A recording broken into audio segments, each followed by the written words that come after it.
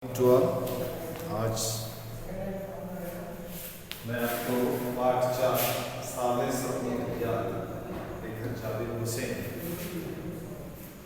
इस पाठ का प्रश्नोत्तर कार्य एक्सरसाइज प्रश्नोत्तर कार्य के बारे में आपको बताने जा रहा हूँ। ध्यानपूर्वक सुनिए जो बात मैं आपको बता रहा हूँ। देखिए, सबसे पहले आपको पुस्तक पढ़ना है, क्योंकि पुस्तक पढ़ना आपको आना चाहिए। हिंदी सीखना है तो हिंदी पढ़ना है, और पढ़ते समय ध्यान रखना है क्या अक्षर लिखे हैं, क्या मात्राएं दी गई हैं, एक पैराग्राफ कैसे आप पढ़ेंगे, एक नमूना मैं आपको बताने जा रहा हूँ। ध्यानपूर्वक सुनो। सावले सपनों की याद पाठ एक व्यक्ति चित्र है। लेखक कहते हैं, सुनहरे रंग के पक्षियों के पंखों पर सवार होकर सावले सपनों का एक हुजूम मौत की खामोशवादी की तरफ चला जा रहा है। जनसमूह में सबसे आगे सलीम अली सैलानियों की तरह अपनी अंतिम यात्रा की ओर चल रहे हैं। इस बार का सफ़र उनका आखिरी सफ़र है। इस बार उन्हें कोई अपने जिस्म की हरारत और दिल की धड़कन देकर भी वापस नहीं बुला सकता, क्योंकि वे उस पक्षी की तरह मौत की गोद में जा रहे हैं जो ज़िंदगी का आखिरी गीत गाने के बाद मौत की गोद में जा बसा हो।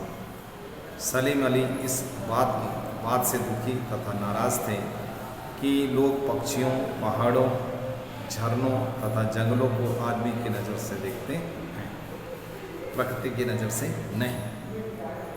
यह गलत है, क्योंकि पक्षियों की मधुर आवाज़ किसी भी व्यक्ति को रोमांचित कर देती है।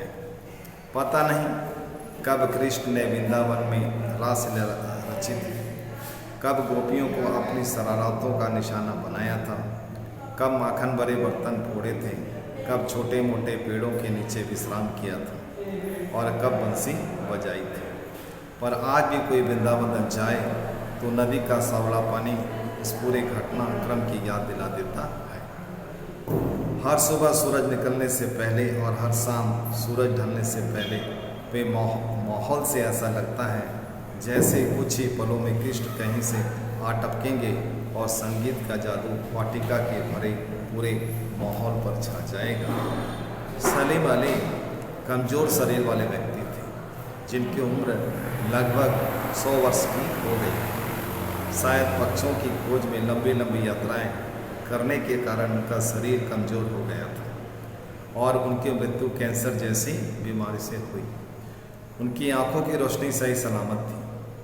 वे अंतिम सांस तक पक्षियों की देखरेख करते रहे। उनकी आंखों पर आजीवन दूरबीन चढ़ी रही। इस प्रकार आपको पढ़ना है। तो जब आप एकाग्रता के साथ पढ़ेंगे, ध्यान देकर पढ़ेंगे, अक्षरों को, मात्राओं को समझकर पढ़ेंगे, देखकर पढ़ेंगे, शुद्ध पढ़ेंगे, तभी आप हिंदी भाषा को शुद्ध रूप में पढ़ सकेंगे। हिंदी शुद्ध पढ़ना है, शुद्ध लिखना है, इसके लिए अभ्यास की जरूरत है। हर दिन आप एक पैराग्राफ पढ़िए और हर दिन एक पैराग्राफ लिखिए। आइए, सावले सपनों की याद जाबिर हुसैन के द्वारा लिखा गया ये जो व्यक्ति चित्र है, इसके संबंध में कुछ बात बताएं। कि जैसे व्यक्ति चित्र मतलब यहाँ एक व्यक्ति के जीवन की कहानी को बताई गई है, और वो व्यक्ति है जाबिर हुसैन। और वो व्यक्ति है सालिम अली। व्यक्ति है सालिम अली। सालिम अली एक पक्षी प्रेमी थे, बर्ड वॉचर थे।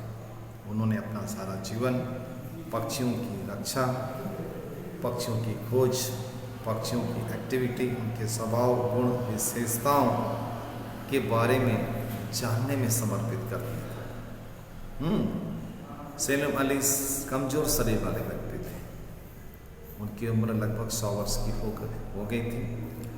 लंबी यात्राएं की उन्होंने, पक्षियों की खोज में लंबी यात्राएं की। संसार के सभी देशों की यात्राएं उन्होंने की, और इन लंबी यात्राओं के कारण जंगलों की यात्रा करनी पड़ी, कठिन रास्तों की यात्रा करनी पड़ी। इस कारण कि उनका शरीर कमज़ोर पड़ गया और जीवन के अंत में उनको कैंसर की बीमारी हुई, और इस बीमारी के कारण ही उनकी मौत हुई थी। उनकी आंखें अंत समय तक सलामत थी, यानी आंखों की रोशनी में फर्क नहीं आई थी। वे अंतिम सांस तक, जीवन के अंतिम सांस तक वो पक्षियों की देख रहे, उनके स्वभाव, उनकी रक्षा, उनकी सुरक्षा, उनकी विशेषताओं आदि की खोज में ही व्यतीत कर दिए थे। उनकी आंखों में हमेशा एक दूरबीन रहता था, उनके गले में एक दूरबीन रहता था, और वो दूरबीन की सहायता से दूर आकाश में बैठे उड़ते पक्षियों के बारे में जानते थे, समझते थे। सलीम अली अद्वितीय बर्ड वॉचर थे। एकांत क्षणों में सलीम अली बिना दूरबीन के देखे जा सकते थे। वे उन लोगों में से थे जो प्राकृतिक प्रभाव में आने के बजाय उसे अपने प्रभाव में लाने के कायल थे। प्रकृति को अपने अनुकूल बना लिए थे। उनके लिए प्रकृति हर तरफ से हंसती खेलती एक रहस्यमयी दुनिया थी। दुनिया उनकी पत्नी तहमीना, सलीम अली की पत्नी का नाम क्या था? तहमीना। उनके कामों में तहमीना ने बड़ा योगदान दिया, साथ दिया है। ये उनके बचपन की सहपाठनी भी थी। लेखक ने सलीम अली के अनुभव में से एक अनुभव केरल की साइलेंट वैली को रेगिस्तानी हवा से बचाने के लिए तत्कालीन प्रधानमंत्री चौधरी चरण सिंह से मुलाकात की और उनसे सलीम अली ने उनसे अनुरोध किया, प्रार्थना की कि वो इस वैली को बचाएं। तो उनकी इस प्रार्थना को सुनकर चौधरी चरण सिंह भी बहुत भाविक हो गए थे। सलीम अली की आत्मकथा का नाम है fall of A sparrow. Lawrence की मृत्यु के बाद लोगों ने उनकी पत्नी, यदि ये दूसरे पर्यावरण रक्षक हैं, इनका पूरा नाम है लॉरेंस, इसका संक्षिप्त नाम है, पूरा नाम है आगे बताएंगे हम आपको।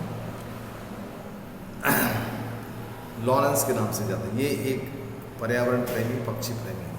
सलीम अली के समान यह भी एक प्रसिद्ध पक्षी प्रेमी है और पर्यावरण प्रेमी। इनकी पत्नी थी फ्रीडा। तो लोगों ने फ्रीडा लॉरेंस की मृत्यु के बाद लोगों ने जब उनकी पत्नी फ्रीडा लॉरेंस से अनुरोध किया कि वे लॉरेंस के बारे में कुछ लिखें, और फ्रीडा ने कहा कि ये असंभव है। ऐसा लगता है कि मुझसे ज़्यादा लॉरेंस के बारे में मेरे छत पर बैठने वाली गौरैया जानती है। वह सचमुच खुला सादा दिल आदमी थे। मेरी छत पर बैठने वाली गौरैया हम दोनों के बारे में ज़्यादा जानती है, ऐसा उन्होंने जवाब दिया। सलीम अली के बचपन में उनकी एयरगन से घायल होकर एक पक्षी गौरैया गिर गई। उनसे सलीम अली को बहुत दुख हुआ। उन्होंने उसकी दवा दारू की और इस घटना के बाद उनका जीवन बदल गया और वे पक्षियों की खोज में, उनकी सेवा में और उनकी सुरक्षा में अपने जीवन को लगा दिया। तो सलीम अली प्रकृति की दुनिया में एक टापू की बजाय एक सागर के समान, यानी संपूर्ण संसार के पक्षी को लिए उन्होंने काम किया। किसी एक खास स्थान के पक्षियों की सुरक्षा के लिए ऐसा उन्होंने काम नहीं किया, बल्कि संपूर्ण संसार के पक्षी जगत के लिए उन्होंने काम किया। पक्षियों की रक्षा के लिए काम किया, उनकी सुरक्षा के लिए काम किया, उनके पक्षियों के स्वभाव, गुण आदि के बारे में जानने का प्रयास किया और संसार को उन्होंने बताया। वे आजीवन पक्षियों की तरह घूमते थे जंगलों में और खुद भी पक्षी बन गए थे। समझे नहीं? और उनकी मौत के बाद भी आज ऐसा लगता है कि वो पंछियों की खोज में गए हैं और जल्दी लौटकर आ जाएंगे। तो इस प्रकार विश्लेषण में उनके जीवन चरित्र, उनकी विशेषताएं, उनके पक्षी प्रेम के बारे में बताया गया है। तो कहानी का आरंभ, व्यक्ति चित्र का आरंभ उनकी अंतिम यात्रा से होती है कि सलीम अली की अंतिम यात्रा हो रही है। सबसे आगे सलीम अली, उनके पीछे सुनहरे परिंदों की खूबसूरत पंखों पर सपनों का एक झुंड सवार है। वह प्रकृति खामोश वादियों में विलीन हो गए हैं। प्रकृति में ज़्यादा से ज़्यादा उन्होंने अपने जीवन का समय बिताया, इससे पक्षी प्रेमी बन गए हैं। अब उन्हें कोई रोक नहीं, आज अंतहीन सफर की ओर जा रहे हैं। आज उनको कोई रोक नहीं सकता, कोई टोक नहीं सकता। उनको सब कुछ अपना समर्पित कर भी वापस बुला नहीं सकता। वे ऐसा लगता है वे भी एक पक्षी की तरह है जो मौत की गोद में जाकर बस गए। सलीम अली का मानना था कि लोग पक्षियों को आदमी की नज़र से देखते हैं। इस बात से वो बहुत दुखी थे। वे कहते हैं कि पक्षियों को आदमी की नज़र से देखना आदमी की भूल है। यह अत्यंत दुख है कि उन्हें कोई मनुष्य पक्षियों की आवाज़ में मधुर संगीत सुनकर अपने मन में रोमांच का अनुभव नहीं कर पाता। दूसरी ओर प्रकृति अत्यधिक रोमांचकारी है। वे प्रकृति को प्रकृति की नज़र से देखो, ऐसा कहते थे। कृष्ण की बांसुरी का जादू यह प्रामाणिक करता है कि कृष्ण ने कब वृंदावन में रासलीला रची, जिसके द्वारा सारा वृंदावन संगीत में होकर रोमांचित हो जाता था। सलीम अली का शरीर कमजोर जरूर था, लेकिन दिल बहुत बड़ा था। उन्होंने लंबी लंबी यात्राएं की, कभी थकान महसूस नहीं की। कैंसर जैसे असाध्य बीमारी होने के बावजूद भी ये मौत से लड़ते रहे और जिंदगी की अंतिम सफ़र तक ये काम पक्षियों के लिए काम करते रहे, उनकी सुरक्षा के लिए, उनके बारे में जानने के लिए काम करते रहे। उनकी आंखों में हमें हमेशा दूरबीन चढ़ा रहता था। उन्होंने अपनी यह दुनिया अत्यंत परिश्रम से बनाई थी। इसमें उनकी पत्नी तहमीना का भी बहुत योगदान था। उनके लिए प्रकृति में चारों तरफ हंसती खेलती रहस्यमय दुनिया है। उनका मानना था कि मेरे चारों तरफ जो प्रकृति है वो रहस्यमय है, बहुत बड़ी रहस्यों को लेकर बैठी है और ये हमेशा हंसती रहती है। सलीम अली उन लोगों में से थे जो प्रकृति के प्रभाव में आने के अपेक्षा प्रकृति को अपने प्रभाव में लाने के लिए समर्थ थे। सलीम अली ने तत्कालीन प्रधानमंत्री चौधरी चरण सिंह से एक बार मिले। उन्होंने साइलेंट वैली की रेगिस्तानी हवा से सुरक्षा करने का समस्या उनके सामने रखी, क्योंकि पर्यावरण प्रेमी भी थे। पर्यावरण को भी बचाने के लिए भी हमेशा प्रयत्नशील रहे थे। पक्षी प्रेमी के साथ साथ वे एक अच्छे पर्यावरण प्रेमी भी थे। पर्यावरण को बचाने के लिए उन्होंने बहुत सारे काम किए हैं और उन्होंने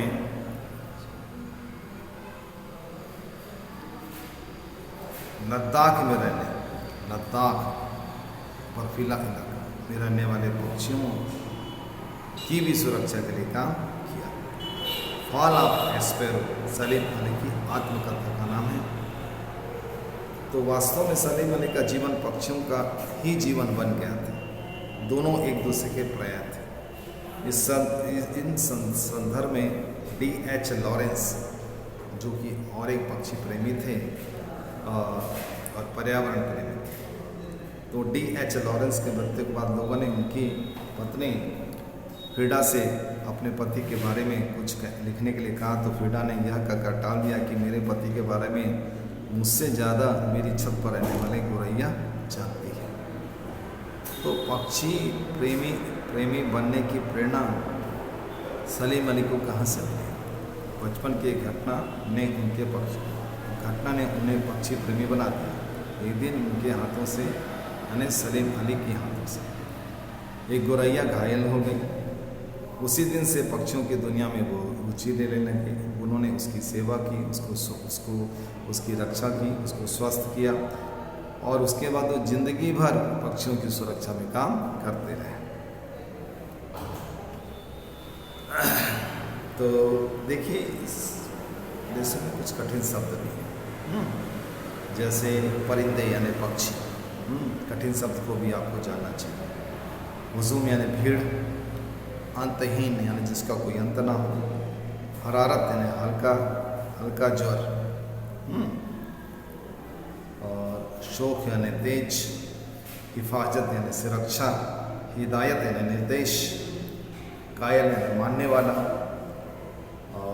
अनुरोध, प्रार्थना, संकल्प यानी इरादा, वकालत करना यानी पक्ष लेना, नैसर्गिक यानी प्राकृतिक, प्रतिरूप यानी बिल्कुल वैसा, घुमक्कड़, याजावारी यानी घुमक्कड़, सुराग यानी खोज। तो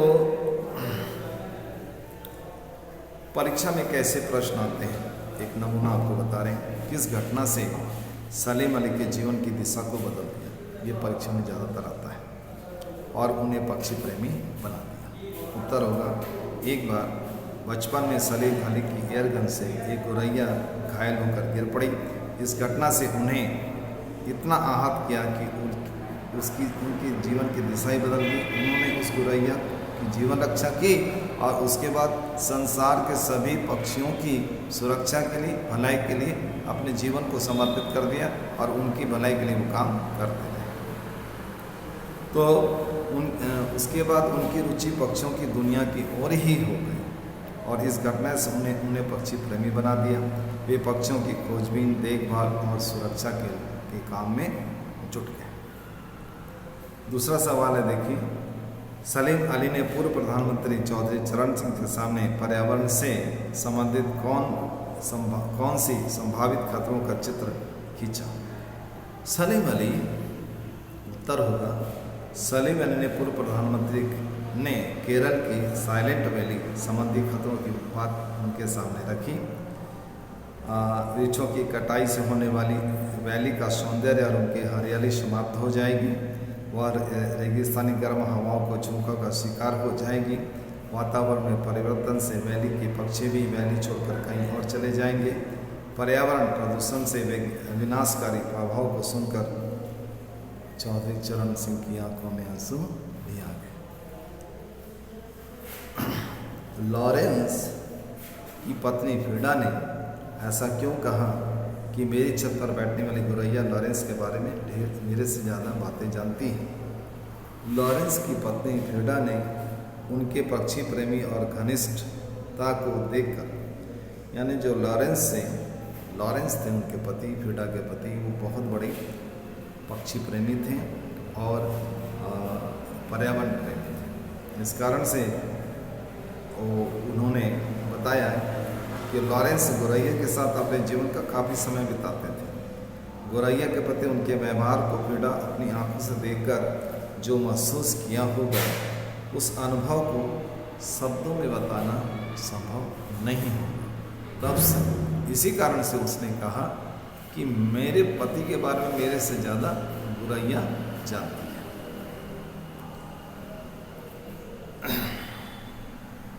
सलीम अली प्रकृति की दुनिया में एक टापू बनने के बजाय अथाह सागर बनकर उभरे। कैसे?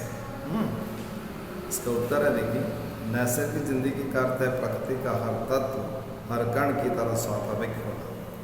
लॉरेंस का जीवन प्रकृति के समान सहज सरल होकर प्रकृति में हो गया। उन्हीं की बात सलीम अली भी अपने आप को प्रकृति के प्रति समर्पित कर चुके थे। उनका जीवन प्रकृति के समान सहज और सरल हो गया था। वे पूरी तरह से प्रकृति में खो गए थे, प्रकृति को समर्पित हो गए। प्रकृति की सुरक्षा के लिए उन्होंने काम किया, प्रकृति को बचाने के लिए उन्होंने काम किया। हमेशा दुनिया के सामने प्रकृति को बचाने के लिए काम किए और खुद भी प्रकृति के समान बन गए। इसलिए सलीम अली और संसार की सभी प्रकृति को, खाली भारत की प्रकृति को बचाने का उन्होंने काम नहीं किया, संपूर्ण विश्व की सारी प्रकृति को उन्होंने बचाने के लिए काम किया, लोगों को जागरूक किया, लोगों को प्रेरणा दी। इसलिए उनको क्या कहा गया? अथाह सागर के रूप में कहा गया है। इसके अलावा देखिए, और भी बहुत सारे प्रश्न हैं जो परीक्षा में आते हैं, उससे संबंधित कुछ सवाल हम आपको बता रहे हैं। सलीम अली की अंतिम यात्रा का संक्षेप में वर्णन कीजिए, ये सवाल परीक्षा में आता है। अच्छा, इसके बाद देखिए, सलीम अली की मौत का कारण क्या था? सलीम अली जीवन भर किस बात के लिए समर्पित रहे? कमज़ोर काया वाले व्यक्ति का नाम क्या था? सलीम अली के लिए प्रकृति कैसी थी? सलीम अली की नज़रों में जादू था। बर्ड वाचर का क्या अर्थ होता है? इसके अलावा देखिए, सलीम अली चौधरी चरण सिंह से क्यों मिले? लेखक की चिंता का कारण बताइए। पर्यावरण संकल्प शब्द का अर्थ बताइए। सलीम अली की आत्मकथा का नाम बताइए। फ्रीडा को अपने पति के विषय में लिखना असंभव क्यों लगा?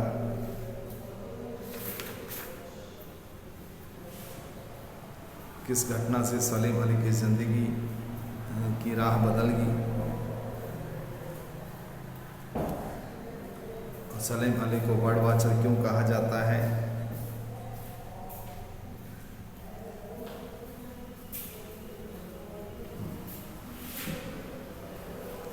हमें प्रकृति और पक्षी को किस नज़र से देखना चाहिए? तो इस प्रकार सलीम अली को बर्ड वाचर क्यों कहा गया है?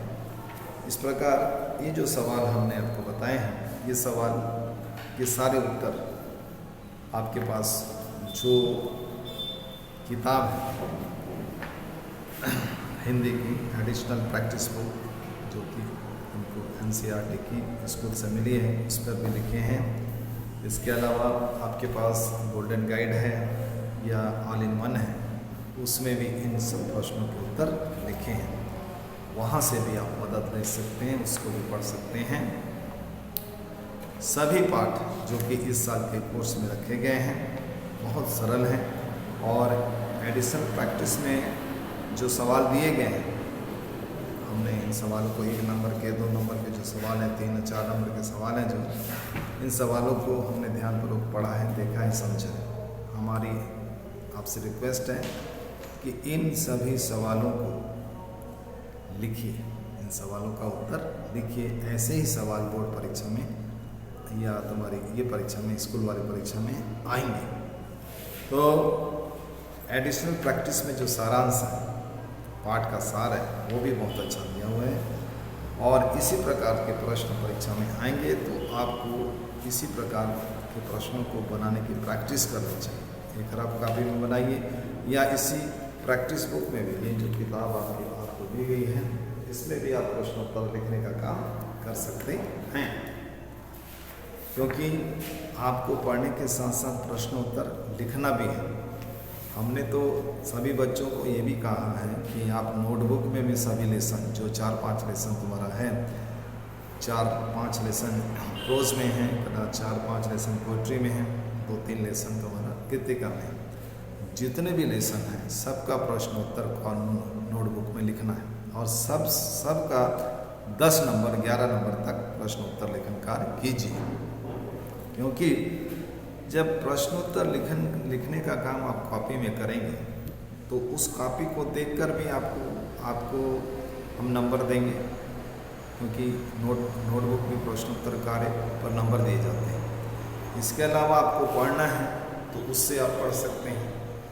दूसरी बात है, लिखेंगे तो आपको लिखने का भी अभ्यास होगा, क्योंकि बहुत दिनों से आप घर में हैं, पढ़ रहे हैं, लिख रहे हैं, ठीक है, ये अभ्यास बराबर बना रहना चाहिए। पढ़ने के साथ साथ लिखने का भी अभ्यास बना रहना चाहिए, तभी परीक्षा में आप कुछ लिख सकते हैं।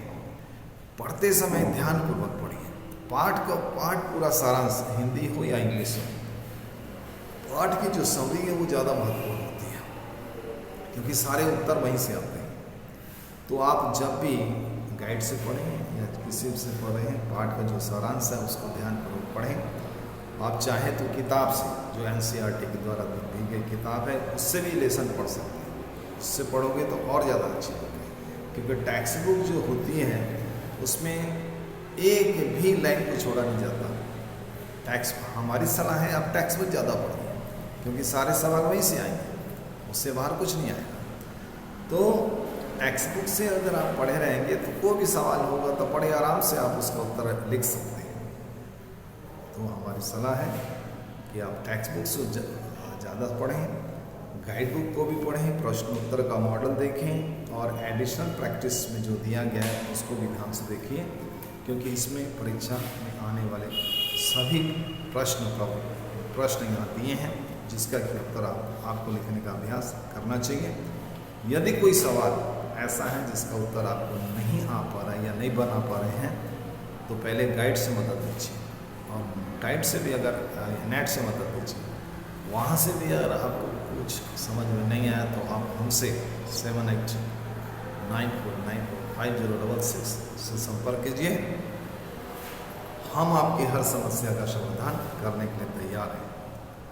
आप परिश्रम करें, घर में रहकर पढ़ाई के लिए परिश्रम करें। आपको ज़्यादा से ज़्यादा वक्त पढ़ाई में देना है, क्योंकि इस वक्त कोरोना के कारण से आप घर में पढ़ रहे हैं, तो आपकी जिम्मेदारी ज़्यादा है। हम आपकी हर प्रकार की मदद करने के लिए तैयार हैं।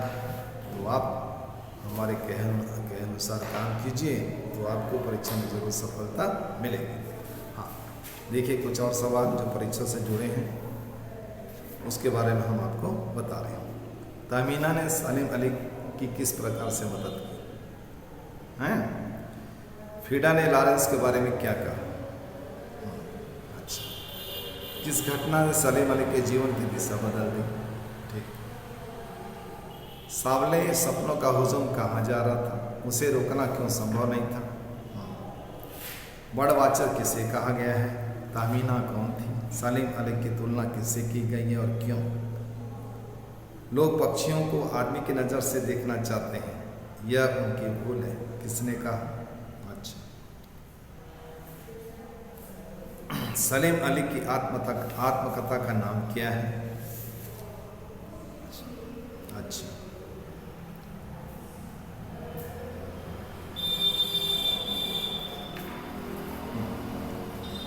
बर्ड वाचर शब्द का अर्थ बताइए, इसका प्रयोग किसके लिए किया गया है और क्यों? चौधरी साहब कौन थे, उनकी विशेषताएं लिखिए। लोग प्रकृति को किस नज़र से देखते हैं और क्यों?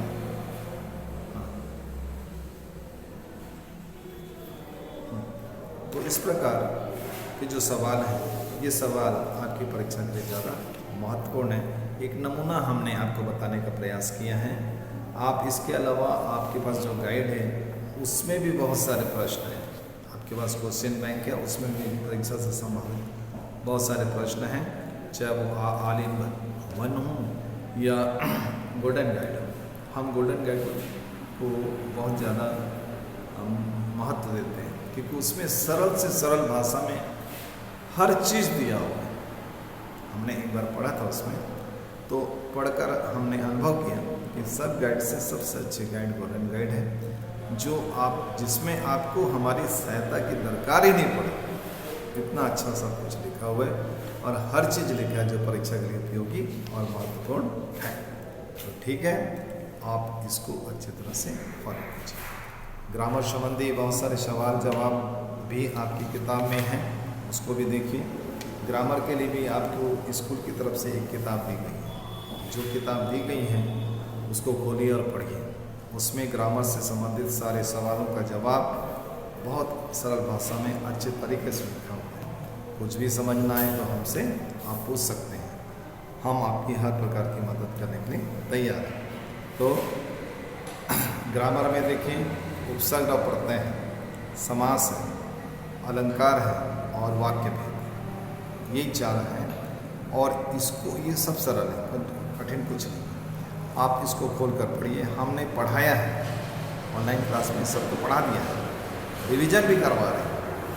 बहुत सारा पाठ हमने रिवीजन करवा दिया है, बहुत सारा रिवीजन साथ में चल भी रहा है। तो हमारे रिकॉर्डिंग को आप ध्यानपूर्वक देखते रहिए, साथ में समझने का प्रयास कीजिए और कुछ समझ में नहीं आए तो हमसे पूछिए, हम आपको हर प्रश्न का उत्तर बताएंगे। तो इसी प्रकार कविता विभाग से भी हम आपको कुछ समझाने का प्रयास करेंगे। तो आज जितना हमने सावले सपनों की याद पाठ 4 बताया है, उसको आप पढ़िए और समझने का प्रयास कीजिए। धन्यवाद। आपको बता दूं कि सावले सपनों की जो याद है, जिसके लेकर जाबिर हुसैन है, इसमें आपको ध्यान रखना है कि कौन सा पाठ है, पाठ का नाम क्या है और उसके लेखक कौन है, ये ध्यान रखना है। आप रफ कॉपी में लिखिए पाठ का नाम सावले सपनों की याद, लेखक जाबिर हुसैन। हाँ, उसी प्रकार आप कविता पढ़ रहे हैं तो कविता का नाम, उसके बाद कवि का नाम, कौन सी कविता है उसका नाम, और कौन से कवि उसका नाम।